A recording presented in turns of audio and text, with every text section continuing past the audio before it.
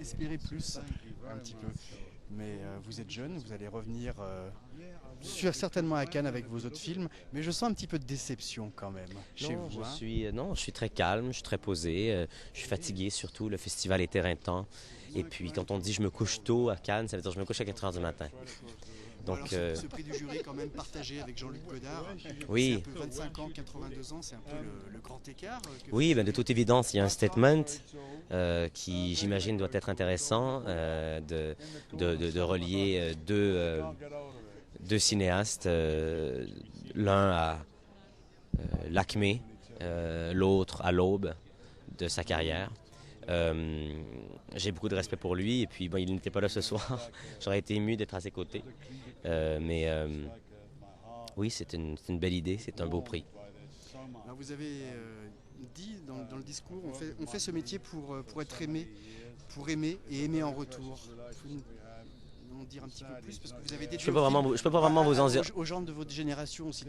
Non, c'est faux. J'ai pas dédié le film aux gens de ma génération.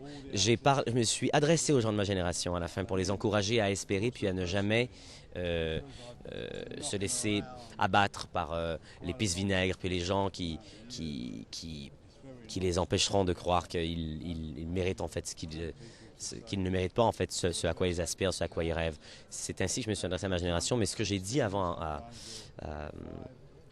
pardon, c'était quoi votre question au début? Sur les gens de votre génération. Oui, mais Aimer et être aimé en retour aussi. oui, donc je ne peux pas vraiment élaborer là-dessus puisque tout pour moi est dit là-dedans. C'est qu'on fait du cinéma comme n'importe quel artiste qui peint, justement, qui peint pour s'exprimer et qui espère que quelqu'un puisse aimer et surtout le comprendre.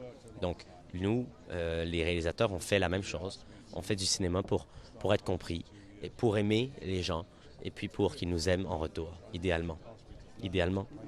Et puis il y avait un moment très émouvant avec cet hommage en anglais à Jane Campion sur le piano. C'était peut-être pas le prix le plus approprié pour se lancer dans ce type de, de monologue sur scène, mais j'ai décidé que je l'avais écrit, je le pense depuis toujours, puis que je le disais maintenant devant tout le monde. Alors on pense aussi à vos acteurs, Anne Dorval, Suzanne Clément, Antoine Olivier aussi. Un mot sur eux, sur ce film Mommy. Ils sont formidables, ce sont pas juste des acteurs, ce sont des artistes, des créateurs, des gens dont l'imaginaire est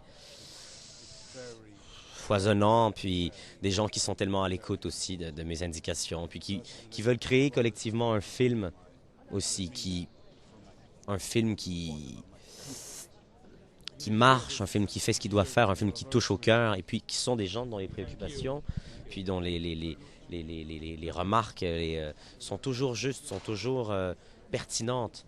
On a toujours l'impression qu'ensemble, on élève le film en travaillant avec ces acteurs.